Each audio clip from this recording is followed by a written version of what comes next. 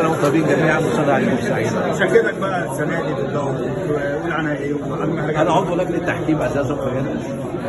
بتمنى للمركز الكاثوليكي طبعا تحت قياده الاخ الفنيان التوفيق وكل العاملين وكل الناس اللي بتشتغل عشان تطلع مهرجان. الناس بتيجي تتفرج لمده 10 ايام، بيحصل ندوات، بيحصل حوار ثقافي. الحراك الثقافي ده بيفيد جدا لصناع الاعمال اللي موجوده، الى جانب كمان ان انت عندك معايير بتحطها كعضو لجنه او كرئيس اللجنه. طبعا الاستاذ هاني بشير طبعا بيحط معايير محدده احنا بنمشي عليها، والمعايير كلها علميه بالمناسبه، مفيش حاجه من غير علم، لازم يبقى كله بالعلم. في الاخر احنا بنختار الاحسن اللي هو قدم العمل اللي هو بيفيد، والعمل اللي هو يعني على قدر كبير جدا من يعني الاستيعاب للمشاهد. يوم 13 كان مفاجاه في السينما في السيزون ده، يعني بينافس فيلم تاني.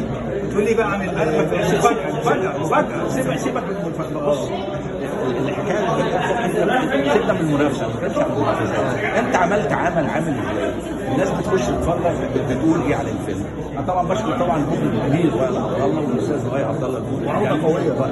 الحمد لله في كل الاحوال ان انت بتقدم شخصيات متنوعه من اولنا طبعا المخرج الى ابسط عامل جوه البلاد. الناس دي تعمل كده عشان تطلع عمل يعني يحترم المشاهد ويحترم الثقافه بتاعتنا كلها. اولا كمان هو فيلم اول فيلم 3 دي موجود، فده برضه حاجه عظيمه وجميله.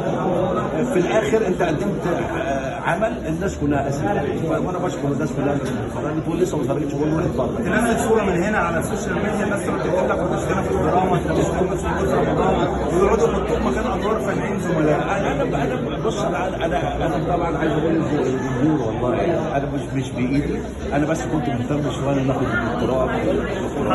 فانا الحمد لله خدت الدكتوراه، وان شاء الله باذن الله تبقى عوده حميده باذن الله. كفنان بقى بتقول ايه في تصريحات بعض الفنانين يحترموا الفنانه سماح انور، بتقول لا الموضوع مهم جدا، لا عن مصر بالشعب المصري. بص، لا انا مش هقدر اتكلم عن حد، هو اللي انا بشوفه انا مش هقدر اتكلم. انا بشكره جدا وشكرا جزيلا.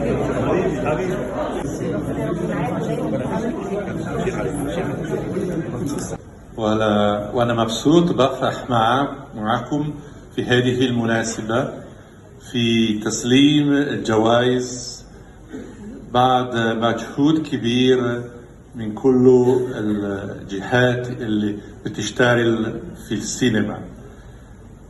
طول عمري أنا لقيت السينما وأنا مبسوط بفرح معكم في هذه المناسبة في تسليم الجوائز بعد مجهود كبير من كل الجهات اللي بتشتغل في السينما.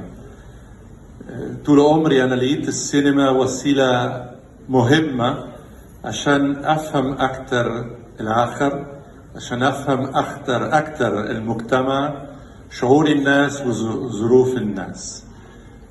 وبعدين